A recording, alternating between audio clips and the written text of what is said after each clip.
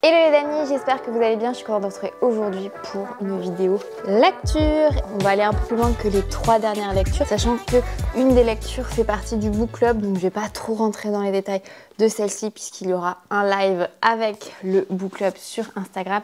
D'ailleurs, si vous n'êtes pas encore abonné à mon compte Instagram, n'hésitez pas à y faire un petit tour. Et si vous voulez rejoindre le book club, c'est juste sur la partie abonnement payant. J'espère que vous allez bien, que vos petites lectures de printemps se profilent bien. D'ailleurs, mon top est un peu trop assorti avec le mur derrière. Et comme d'hab, j'avais envie à nouveau de faire ma petite vidéo avec ma bibliothèque derrière. Un peu en bordel, je dois l'avouer. Alors, on va commencer par ce que je n'ai pas su. C'est un livre qui est issu de ma box Cube que j'ai reçu. Je sais plus trop quel mois. Donc comme d'hab, c'est des livres, je fais des demandes en fait aux libraires et ils m'envoient des suggestions. Ensuite, je choisis parmi celles-ci. Je pense que j'avais demandé une romance, mais un peu différente. Je crois que j'étais un peu encore dans ma phase romance. Je vais vous lire le résumé avant de rentrer trop dans les détails. Peut-on vivre plusieurs vies? Hélène, la quarantaine, est enseignante. Avec Paul, un écrivain célèbre, elle a filé le parfait amour pendant 10 ans. Jusqu'au jour où il a disparu sans laisser d'adresse. 1 an plus tard, le téléphone sonne, Paul s'est tué en voiture, ses obsèques ont lieu le lendemain. Guidée par le besoin impérieux de comprendre, Hélène décide de s'y rendre. Elle va découvrir que Paul était en réalité un sublime inconnu. Roman du grand amour et de la liberté, ce que je n'ai pas su évoque avec une infime délicatesse le pouvoir de la littérature et la joie retrouvée. Alors, c'est très difficile de résumer le livre sans spoiler, mais donc vous avez une double narration. La narration quand Paul était adolescent, dans quel milieu il est issu, donc plutôt ouvrier. Son père l'encourage à rejoindre, à venir travailler dans l'usine. Et l'autre narration est son présent avec donc Hélène, avec qui il était en couple, puisqu'en fait la narration commence alors qu'ils sont séparés et qu'elle apprend qu'il est décédé en fait dans un accident de voiture dans une ville pas très loin en fait de Paris. Alors j'ai été embarquée dans le livre et d'ailleurs j'ai trouvé des très belles citations, une belle citation à vous partager. On a beau dire, a-t-il conclu, le museau dans sa bière, le premier amour est un caillou dans ta chaussure, t'as beau le retirer, il a troué tes chaussettes ce con. En fait, vous avez plein de petites citations très brutes de décoffrage. Au début, j'ai pas trop accroché parce qu'en fait, la double narration, c'est la narration du point de vue d'Hélène et la narration d'un point de vue extérieur sur ce qui se passe en fait dans le passé de Paul quand il était encore dans cette fameuse ville où son papa voulait qu'il rejoigne l'usine, qui en fait se rentre dans ce moule de famille ouvrière et où il ne se sentait pas en fait d'appartenir. Même là, je sais pas trop quoi penser de ce livre puisqu'il m'a pas laissée indifférente, mais en fait ce qui m'a plus dérangée, c'est qu'en fait tout tourne autour de notre cher Paul et la manière dont il traite Hélène, enfin c'est genre son talent qui sublime des femmes, enfin voilà. Et il y a aussi un amour qui m'a beaucoup fait penser à notre cher président de la République avec une femme beaucoup plus âgée. Et là c'est pareil, si c'est problématique dans l'autre sens, c'est-à-dire un homme qui prend sous son aile une femme qui est très jeune, c'est aussi un peu problématique dans l'autre sens. Surtout que là c'est vraiment, il y a vraiment aussi un écart d'âge de, je veux pas dire une trentaine d'années, mais c'est le cas. Il y a plein de choses finalement où je me dis... Et en plus, je me dis, c'est une femme qui a écrit ça alors que c'est problématique. Voilà. Clairement, je pense que ce livre, je l'aurais pas pris d'une part parce que c'est encore du provincial qui monte à Paris pour réussir sa carrière. Enfin, il y a tellement de trucs qui me dérangent dans ce cliché à la française. L'ouvrier qui finalement sort de sa condition grâce à la littérature. Il y avait beaucoup de clichés qui se sont un peu accumulés, qui sont pas vraiment gênants parce que l'écriture est très agréable à lire. Par contre, ce que j'ai aimé, c'est la démarche, en fait, la passion pour la littérature, la découverte des livres, la découverte de la lecture. Ça manque peut-être encore plus de détails là-dedans. Après, c'est un livre qui se lit vraiment vite. En fait, vous avez 2 polices d'écriture en plus pour différencier les 2 narrations. J'ai envie de dire, on n'est quand même pas débile, hein. On peut comprendre quand on passe de l'un à l'autre personnage, puisqu'on est vraiment une fois Hélène, une fois Paul. Mais en fait, j'ai beaucoup ressenti le désarroi d'Hélène quand elle se fait quitter par Paul. Mais j'arrive pas à trouver des excuses à Paul de l'avoir quitté en fait de cette manière-là. Donc il y a un plot twist à la fin qui fait qu'on comprend pourquoi il est décédé comme ça subitement ils le disent, pardon, sans vous, voilà, d'un accident de voiture, donc c'est pas un spoil. Mais voilà, les amis, je pense que je vais mettre 3,5 sur 5, parce que je me suis pas ennuyée pendant la lecture, mais c'est pas, voilà. J'ai lu comme si je me regardais lire. Voilà, je sais pas si ça vous arrive, mais voilà. On enchaîne sur une lecture qui vient d'un haul. Je suis toujours mal à l'aise quand je fais des hauls livres parce que je me dis que ça intéresse pas les gens et que des fois ils se disent oh là là, elle dépense tellement d'argent dans des livres. Donc celui-ci, dès que j'ai vu la couverture avec écrit La Louisiane, j'ai été attirée. Il faut savoir que Mathieu et moi, on a quand même une petite attache avec la Louisiane, la Nouvelle-Orléans, puisque Mathieu a vécu 1 an là-bas. Et donc je lui ai rendu visite à plusieurs reprises et que c'est un état américain qui a beaucoup d'histoires. Je m'étais beaucoup intéressée à cette histoire-là quand je l'avais visitée à plusieurs reprises et ça a été les bayous, l'histoire qu'il y a là-bas. Enfin voilà, si je vous conseille un jour, je sais que c'est pas l'état hyper hype à visiter, c'est plutôt genre l'Utah, la Californie, l'Oregon, New York. Mais la Louisiane, c'est quand même... Donc quand j'ai vu ça, je me suis dit, ça va m'intéresser. Et effectivement, je vais vous lire le résumé. 3 femmes, une terre impitoyable, une histoire oubliée depuis des siècles. Paris, 1720, la supérieure de la Salpêtrière est mandatée pour sélectionner une centaine de femmes volontaires qui seront envoyées en Louisiane afin d'y épouser des colons français. Parmi elles, 3 amies improbables, Charlotte, une orpheline de 12 ans, à la langue bien pendue, Pétronie, une jeune aristocrate désargentée, et Geneviève, une faiseuse d'anges. Comme leurs compagnes à bord de la baleine, elles ignorent tout ce qui les attend au-delà des mers. Ces étrangères réunies par le destin devront braver l'adversité et traverser une vie faite de chagrin d'amour, de naissance et de deuil, de cruauté, de plaisir inattendu et d'une amitié forgée dans le feu. Bon, j'ai été hyper enthousiaste pour ce livre, je ne pouvais pas le lâcher. Donc vous avez une triple, quadruple narration, vous essayez en fait de suivre, en fonction de chaque chapitre, vous essayez de suivre le point de vue de Geneviève, de Charlotte, de Pétronie, mais aussi de la supérieure. Et le problème, c'est que c'est écrit d'une manière, c'est pas très soutenu, mais bon, en fait je sais pas comment expliquer. Ce qui m'a pas plu dans le livre à la fin, bon déjà la fin, tu te dis, mais attendez, il va y avoir un tome 2 là quand même. Ça finit d'une manière très... vraiment, t'as l'impression qu'il manque un chapitre en fait à la fin. Et surtout, j'ai trouvé que l'autrice s'est beaucoup trop attachée au contexte historique. À tel point qu'à un moment donné, on se dit, ouais bon, on a compris que tu as fait tes recherches ma chérie. On a compris, mais là en fait ça ne fait pas avancer l'histoire. Et justement en termes d'histoire, alors au début j'ai pas trop accroché puisque on n'est pas tout de suite sur le bateau de la baleine, on part pas tout de suite en Louisiane et ça met un peu de temps avant qu'on parte en Louisiane puisqu'on aborde le point de vue de la supérieure et cette partie-là, elle était trop longue en fait.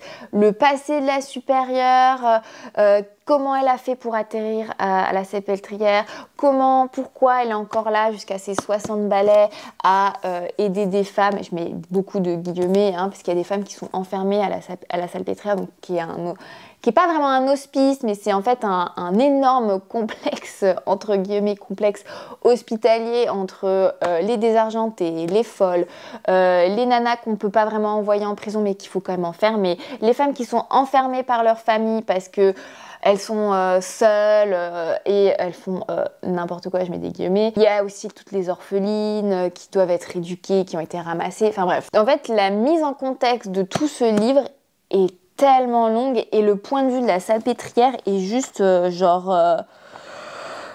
en fait, vous avez une portion où tu te dis, mais ok, donc là vous avez, je pense, un tiers où c'est la Salpêtrière, le voyage en bateau. Alors franchement, oui, le voyage en bateau, j'avais lu plusieurs livres justement sur la traite négrière, sur le commerce triangulaire, donc plus du point de vue effectivement des esclaves. C'est important effectivement de voir que c'est aussi une aventure, de traverser l'océan Atlantique pour rejoindre les Amériques.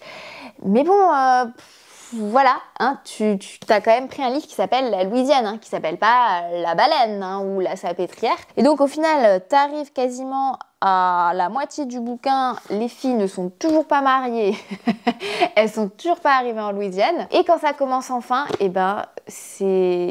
en fait ça passe beaucoup trop vite. Ça saute d'année en année. En fait, j'ai pas compris la chronologie du livre où au début, t'as genre 100 pages sur le voyage de 40 pas 40 jours, peut-être plus, hein, plusieurs semaines. Et par contre, toute l'autre portion du livre, bah tu sautes genre 1726. Un peu après, hop, tu sautes ensuite d'un nouveau chapitre, 1730, voilà, 1734, voilà, tu Pays des Illinois, 1726, hop, 4 chapitres plus tard, 1734, alors que tu viens de passer la moitié du livre à détailler une semaine. Et pourquoi en fait, quand tu rentres enfin dans le quotidien des femmes qui se sont mariées, donc ce ne sont pas des mariages de force, mais elles n'ont pas non plus un grand choix hein, parmi les colons. Ensuite, tu comprends très rapidement que la Louisiane est donc une colonie qui ne marche pas des masses et pour cause, à cause du climat et surtout des Amérindiens hein, qui sont là avec les conflits entre les colons et les locaux, faut dire ce qui est, plus l'installation de tout ce qui est la mise en place de l'esclavage avec le développement de ce commerce-là. En fait, je me suis dit, c'est dommage, on passe à côté de beaucoup de récits sur place qui auraient été intéressants, notamment avec les ouragans, les plantations. En fait, j'ai été hyper déçue par la suite du livre et j'ai continué à lire en me disant c'est bon, elle va plus détailler, on va plus rentrer dans les détails et d'un coup, à un moment donné, on change de perspective, donc il y a une narration qui s'ajoute du point de vue d'une Amérindienne et ça, en fait, j'ai adoré. Je peux comprendre qu'en fait, l'autrice a fait plein de recherches et qu'elle a voulu en fait partager tout ça et notamment le point de vue amérindien sur la colonisation de leur territoire et sur la transmission de leur savoir, sur la perte de leurs terres et ça, j'ai trouvé ça passionnant. Mais là, je me suis dit, meuf, il te faut un tome 2 en fait et j'ai trouvé toute la fin en fait...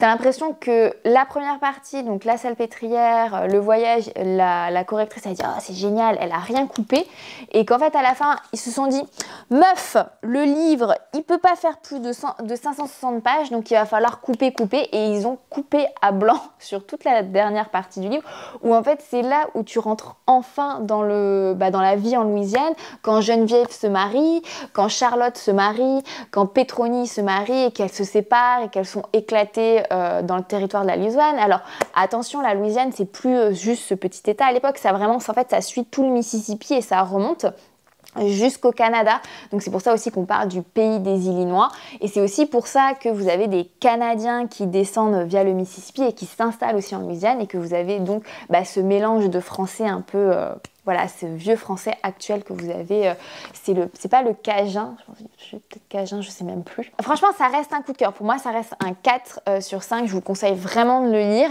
Mais je me dis, purée, ça aurait pu être un 5 sur 5. Toi, un tome 2, s'il vous plaît. Julia Mali. Enfin, franchement, c'est passionnant. Il y a plein de rebondissements. Mais je trouve que les rebondissements, en fait, on rentre pas en fait dans chaque rebondissement parce que on passe de 1726 à 1734, à machin, à bidule. Je peux comprendre qu'il y ait des éclipses comme ça. Voilà. Mais ça reste, franchement, même avec toutes mes critiques, en fait, c'est des critiques, mais c'est juste parce que je me dis qu'il est génial, ce livre, mais il aurait pu être encore plus génial. Voilà. Mais lisez-le, les amis, il est super. Franchement, malgré mes critiques, je vous le conseille vraiment parce que ça fait du bien aussi de voir la petite histoire avec un petit H et pas la grande histoire. Ça fait quand même des beaux livres, tout ça. J'enchaîne avec, le réseau Jeanne. Et en fait, c'est pour ça que je suis un peu plus critique avec la Louisiane, puisque en fait, sur ces deux livres, on est sur des triples narrations. Donc en fait, vous avez plusieurs points de vue sur une même époque. Là, c'est sur une même époque de plusieurs femmes. Et là, c'est sur plusieurs époques de plusieurs femmes. Et j'adore en fait ces croisement de destin entre différentes femmes. J'adore ça. Là, c'est sur la même époque. Là, c'est pas la même époque. Sur une même expérience. Donc là, c'est vivre en Louisiane, être déraciné dans une colonie. On peut se le dire. C'est pas des conditions de vie génialissimes. Et là, c'est... Voilà, désolée, je saute du coq à l'âne. Mais en fait, si je compare les deux, c'est parce que là, pour moi, j'ai un vrai 5 sur 5 sur... Elle est 4,5 sur 5 sur celui-ci. Alors que celui, je me dis, purée, les deux ont fait beaucoup de recherches sur leur thème. Et je trouve qu'il n'y en a qu'une qui a réussi vraiment à nous faire accrocher, à avoir un dénouement où il y a une vraie fin. Là, les amis, il n'y a pas de fin. J'ai relu le dernier chapitre, là, et je me dis, mais genre, on finit on finit sur une scène où la nana est en train de décortiquer des chenilles. Tu te dis, mais c'était quoi la suite? On est censé espérer On ne sait pas, on ne saura pas. Je vais passer rapidement sur le réseau Jeanne, qui est un choix pour notre lecture du mois de mars sur le book club. Il faut que j'enlève mes marque-pages dans mes livres. Gros coup de cœur. Le thème du mois de mars dans le book club, c'était femmes fortes, puisque le mois de mars, c'est le 8 mars avec la journée internationale des droits des femmes. Donc on voulait un livre qui qui mettent en avant des destins de femmes et c'est celui-ci qui a remporté le vote. Donc moi j'ai attendu qu'il sorte en poche. Il sortait en poche au courant de mars, donc petite économie. Grosse économie non négligeable quand même. Je vous lis le résumé. Le réseau Jeanne, 3 femmes, 3 époques, un seul combat. Evelyne, elle, n'a pas eu le choix. Dans les pieuses années 1960, les filles mères étaient envoyées en foyer ou après avoir accouché, leur bébé leur était retiré. 20 ans plus tard, c'est à un réseau clandestin, le réseau Jeanne, que Nancy, jeune étudiante de Toronto, se voit contrainte de s'adresser. Et puis il y a Angela, qui ne veut pas avoir d'enfant dans un monde où l'avortement est enfin devenu un droit. Mais pour combien de temps? Ces 3 femmes l'ignorent encore, mais elles partagent plus de conviction, une histoire commune. Franchement, alors effectivement, vous avez une triple narration, mais comme vous allez le comprendre, ces 3 femmes vont se croiser et nouer leur destin ensemble autour... honnêtement, j'ai trouvé très émouvant ce livre, mais c'est pas... Le sujet, c'est pas l'avortement. Le sujet, c'est vraiment le choix de la maternité, le choix de disposer de son corps. Et justement, quand on ne peut pas disposer de son corps, qu'est-ce qui se passe? Et c'est le sujet assez compliqué des années 60. Vous avez d'ailleurs un chapitre, je dirais pas que c'est gore. Moi, ça m'a pas... Bon, voilà, je l'ai passé, hein. Mais ça m'a pas perturbée. Mais je sais que dans le book club, plusieurs ont été un peu choqués et mis à mal sur les détails, puisque ça rentre vraiment dans les détails d'un avortement clandestin. Et le problème, c'est qu'on sait très bien que dans les pays où les avortements sont interdits, beaucoup de femmes subissent encore ce genre d'avortement et en décèdent. Donc voilà, pour moi c'est un vrai coup de cœur. Je sais que j'ai lu les appréciations des autres filles et je sais que beaucoup de personnes sont un peu déçues. Moi en fait il y a effectivement une petite déception à la fin. Il y a un plot twist qui je trouve est de trop par rapport à l'histoire, qui fait que la fin est vraiment belle. Pour moi, c'est un vrai coup de cœur. S'il y avait qu'un seul livre à vous conseiller sur mes lectures de ce mois-ci, c'est celui-ci. Il y a toute une histoire autour de la mise en place justement des réseaux clandestins entre médecins justement vraiment compétents qui se forment à l'avortement médical et comment des médecins exercent en toute illégalité, comment la police leur met la pression. Enfin franchement, il y a vraiment une très très grande démarche historique. Et oui, c'est pas parce que c'était il y a quelques dizaines d'années que c'est pas historique et c'est passionnant. Et ça nous en apprend beaucoup sur la chance que l'on a de vivre justement à une époque où l'avortement est légal. Et je mets des grosses guillemets parce qu'effectivement quand vous lisez les remerciements à la fin, et elle est en train de... c'est là où justement c'est l'abolition actuelle du... Je vais pas vous dire de bêtises, c'est l'arrêt Rose. Aux États-Unis, vous avez vu que l'avortement n'est plus tout à fait légal et extrêmement encadré dans certains États conservateurs à cause de... C'est l'arrêt Rose. Je vous mettrai là, je suis désolée, j'ai oublié. Alors qu'en France, on s'est quand même battu pour le faire rentrer dans la Constitution parce que c'est un droit, quoi. Ça devrait être un droit de disposer de notre corps. Surtout quand on entend notre cher président parler de réarmement démographique. Hein. C'est pas lui qui va s'y coller, ça c'est sûr. Pour moi, c'est un coup de cœur. J'essaie de pas trop rentrer dedans, mais les amis, lancez-vous sur ce livre. Ah, il est génial. J'avais dit que j'allais pas trop le détailler, mais bon, je suis obligée. Et ensuite, j'enchaîne avec ce livre de Philippe Besson, Dîner à Montréal. En fait, je suis TikToker. En fait, je l'ai découvert sur TikTok, mais je le suis aussi sur Instagram. Je vous mettrai son Insta TikTok ici et il parle souvent de Philippe Besson. Donc j'ai tapé Philippe Besson dans le truc de la librairie. J'ai pris celui qui avait le plus d'appréciation, qui était dispo et qui n'était pas trop long parce que je me suis dit quitte à découvrir un nouvel auteur, j'ai pas envie de me lancer dans un truc de 300-400 pages. Et il y en a plein d'autres livres de Philippe Besson. Il fait beaucoup d'autofiction, enfin bref, je le connaissais pas du tout et celui-ci avait, je crois, quasiment 5 étoiles. Il était court, donc je me suis dit allez, on se lance, on le choisit. J'adore tout ce qui est canadien, Montréal, il y a des feuilles, ça ne parle pas du tout d'automne, hein, je préfère vous le préciser. Bref, je vous lis le résumé. Ils se sont aimés à l'âge des possibles, puis quittés sans réelle explication. 18 ans plus tard, ils se croisent presque par hasard à Montréal.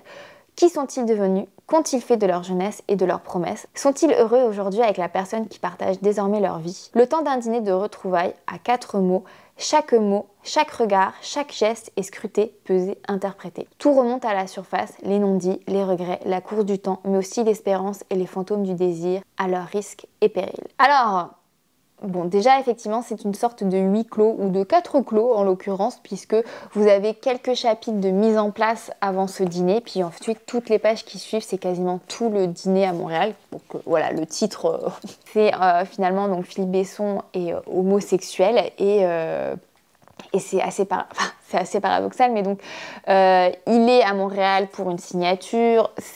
Voilà, on ne sait pas trop ce qui est fiction, biographique, je ne sais pas. Et il est à Montréal pour une signature en librairie et il retrouve un amour de jeunesse, viens le voir. Mais quand je dis un amour de jeunesse, c'est plutôt un premier amour, l'amour qui compte. Donc Philippe, invite Paul à dîner et Paul dit je dois demander à Isabelle, Isabelle étant sa femme. Et là tu dis wow, plot twist, et c'est là où tu accroches direct en disant qu'est-ce qui est arrivé pour que ton amour de jeunesse voilà, switch, et c'est très intéressant. Il n'y a pas du tout de question de sexualité, c'est vraiment une question d'amour. Pourquoi en fait Paul lui a tourné le dos, pourquoi il a choisi Isabelle et pas Philippe. Et enfin bref, le dîner est passionnant. Franchement, la manière dont c'est écrit, c'est... en fait, vous pouvez pas lâcher le livre, vous êtes vraiment rentré dedans, même si effectivement le livre ne se déroule que sur quelques heures, vous êtes happé par la conversation. Vous aussi, vous avez enfin envie d'avoir des explications. Vous aussi, vous voulez que Paul nous explique ce qui s'est passé il y a plusieurs dizaines d'années. Donc il est vraiment super. Donc si jamais vous avez déjà lu du Philippe Besson, eh ben écoutez, je suis preneuse de vos recommandations parce que j'ai adoré son écriture, son humour. Oui, il est hyper touchant, j'ai adoré son style. Donc pour moi, c'est un vrai coup de cœur. C'est un 4 étoiles sur 5. Et parce que je suis sûre que je peux trouver un 5 sur 5 chez Philippe Besson. Donc n'hésitez pas à me faire vos recommandations. Ça se lit très très vite, mais c'est extrêmement happant. Je suis rentrée dedans, moi aussi j'ai mangé, moi aussi j'entendais le bar, les gens qui crient, moi aussi je voulais avoir les vérités de Paul. Les soupirs et les regrets, est-ce qu'il te tord le ventre en disant qu'est-ce que j'aurais pu vivre. Enfin bref, voilà, j'ai été très touchée par ce livre et je vous le recommande. Voilà les amis, ça fait une belle fournée. Ça faisait longtemps que j'avais pas eu une belle fournée, hormis effectivement peut-être celui-ci. J'ai déjà terminé encore un autre livre, donc ça va pas mal s'enchaîner les vidéos là de lecture, surtout aussi parce que j'étais en vacances, donc j'ai pu un peu plus lire. Voilà les amis, n'hésitez pas à me partager en commentaire vos derniers coups de cœur, vos dernières lectures. Et si vous avez des recommandations sur notre cher Philippe Besson. J'espère que ces vidéos lecture vous plaisent toujours autant. Je vous retrouve sur mon vlog ou sur une prochaine vidéo livre lecture. Pensez à commenter vos petits coups de cœur, vos lectures. N'hésitez pas à vous abonner ici ou sur mon compte Instagram. Je vous fais plein de petits bisous et je vous dis à très vite. Bye bye.